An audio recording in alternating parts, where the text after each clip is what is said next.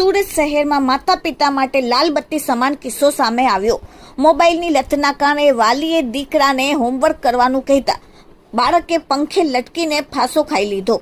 પરિવારના એકના એક દીકરાનું મોત થતા હૈયાફાટ રુંદન। મૂળ ઓડિશાના વતની અને સુરત શહેરના છેલ્લા કેટલાય સમયથી વેડ રોડ ખાતે આવેલી લક્ષ્મીનગર સોસાયટીમાં પરિવાર રહે છે। પરિવારમાં માતા પિતા, એક બહેન અને 13 વર્ષીય મૃતકનો દીકરો સમાવિષ્ટ હતો। પિતા લિમ્સના ખાતામાં રાત દિવસ મજૂરી કામ કરીને ગુજરાન ચલાવતા હતા। પરિવારમાં એકનો એક દીકરો હોવાથી સૌ તેને ખૂબ જ લાડકવાથી રાખતા હતા। મૃતક વિદ્યાર્થી સુરત મહાનગરપાલિકા સંચાલિત નગર પ્રાથમિક શિક્ષણ સમિતિ વેડ રોડ સ્થિત શાળા નંબર 331 ધોરણ 7માં અભ્યાસ કરતો હતો।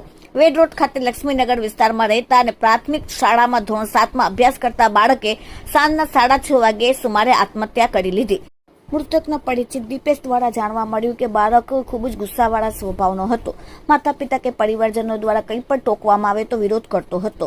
બાળકને મોબાઈલ ગેમિંગની ભારે લત લાગી હતી। માતા પિતાએ તેને કોઈ પણ ઠપકો પર આપ્યો ન હતો, માત્ર હોમવર્ક કરવા માટે જ કહ્યું। પરંતુ મોબાઈલના કારણે બાળક વધુ પડતો જિદ્દી બની ગયો હતો। સાથે ગેમ્સના કારણે બાળકના મગજ પર નકારાત્મક અસર પડી હતી અને તેણે આ અંતિમ પગલું ભરી લીધું હોવાનું કહ્યું। આ દુઃખદ બનાવ બાદ દીપેશભાઈએ તમામ વાલીઓને નમ્ર અપીલ કરી છે કે બાળકોને મોબાઈલ ફોનથી શક્ય તેટલો દૂર રાખવો જોઈએ।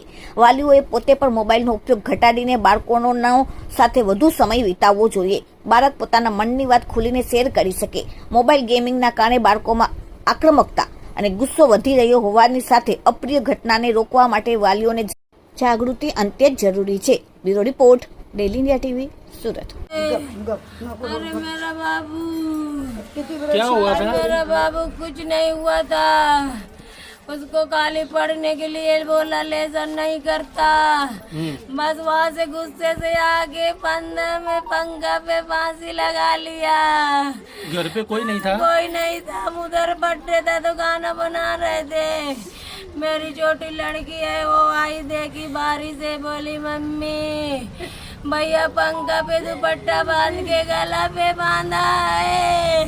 हम दौड़ते दौड़ते वहाँ से आए, तब तक मेरा बाबू टंगा हुआ था रे। तुरंत लेके दवाखाने गए। कौन कौन? कोई नहीं, मेरे 2 बच्चे, मेरा पति, मैं बस।